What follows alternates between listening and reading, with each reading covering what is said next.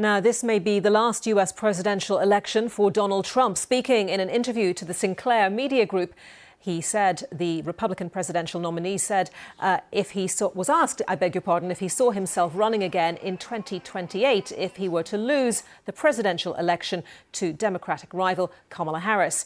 Mr. Trump can only serve another 4 years if he wins, as U.S. law bars presidents from serving more than 2 terms in office. Let's take a listen to some of what he said. If you're not successful this time, do you see yourself running again in 4 years? No, I don't.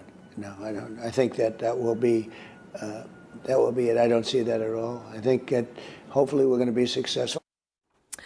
Let's join CBS News correspondent Naomi Ruckham, who's in New York. Naomi, good to have you with us. Pretty unusual, isn't it, to hear Donald Trump talking about anything less than winning.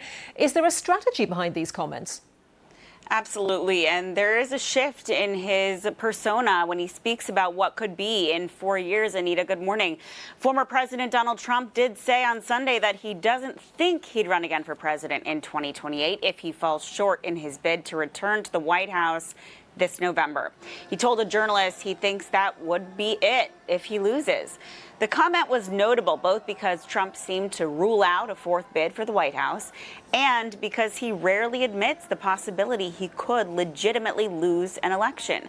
But keep in mind, Trump would be 82 years old in 2028, a year older than President Joe Biden is now. And Trump and many Republicans have criticized President Biden for staying in as long as he did. So it could be seen as hypocritical if he ran again. Anita?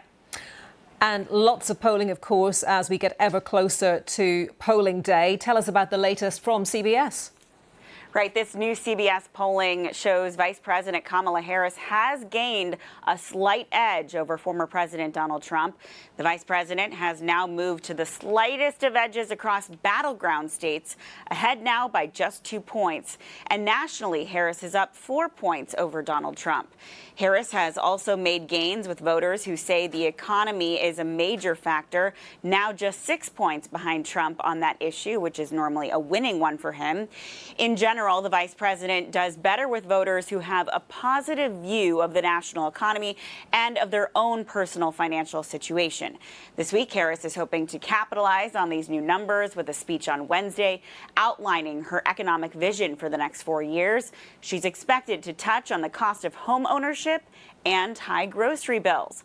Former President Trump has been quite critical of his opponent for being slow to release details on economic policy. Anita? OK, Naomi, thank you very much for that. Naomi Ruckham.